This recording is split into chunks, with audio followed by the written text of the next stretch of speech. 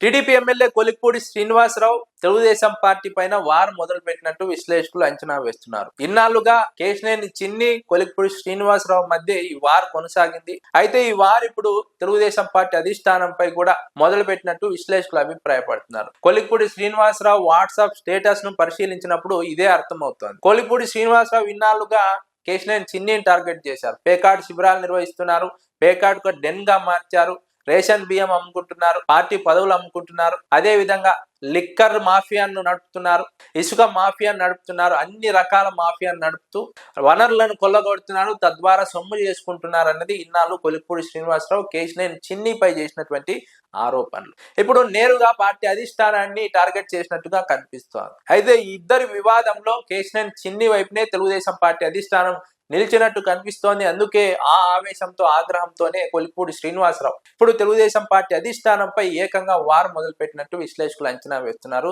అసలు Kolikapudi Srinivasarao WhatsApp status లో ఏముందంటే, 3 రోజుల పాటు 35 గ్రామాలు, 480 కుటుంబాలు, రోడ్లు లేని పల్లెలు, ఉపాధి లేని పిల్లలు, పల్లె కన్నీరు పెడుతోందంటూ వాట్సాప్ స్టేటస్ లో కొలిక్పూడి శ్రీనివాసరావు పెట్టుకున్నారు. వాట్సాప్ స్టేటస్ లో తెలుగుదేశం పార్టీ ఎమ్మెల్యే ఆ విధంగా పెట్టుకున్నారంటే రాష్ట్రంలో తెలుగుదేశం పార్టీ పాలన సరిగా లేదని అర్థం, పల్లెల్లో రోడ్లు లేవని అర్థం, పల్లెల్లో ఉన్నటువంటి పిల్లలకు ఉపాధి లేని అర్థం, పల్లెల్లో ఉన్నటువంటి చదువుకున్న వారికి ఉద్యోగాలు లేవని అర్థం, పల్లెల్లో ఉన్న వారికి పనులు లేవని అర్థం. పల్లె కన్నీరు పెడుతోందంటే పల్లెల్లో తినడానికి తిండి సరిగా లేదు, తాగడానికి సరిగా నీళ్లు లేవు, నడవడానికి సరిగా రోడ్లు లేవు, రవాణా సదుపాయాలు లేవు, అన్ని రకాలుగా ప్రభుత్వం విఫలమైందని అర్థం.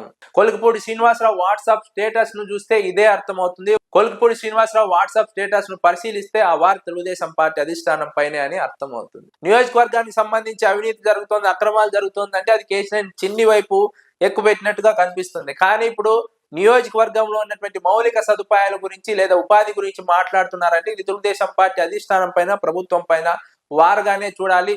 తెలుగుదేశం పార్టీ అధిష్టానం పైనే విల్లు ఎక్కుపెట్టినట్టుగా చూడాలన్నది విశ్లేషకుల అభిప్రాయం. తెలుగుదేశం పార్టీ అధిష్టానం కొలిక్పూడి శ్రీనివాసరావు వ్యవహార శైలి పైన ఏమీ చేయలేక ఉండిపోతోంది. వ్యతిరేకంగా మారుతారనే ఉద్దేశంతో కొలిక్పూడి శ్రీనివాసరావు వ్యవహారం విషయంలో జోక్యం చేసుకోవడం లేదు. కొలిక్పూడి శ్రీనివాసరావు ఎంతకైనా తెగిస్తారు, అవసరమైతే ప్రభుత్వం పైన వ్యతిరేకంగా పోరాడతారు.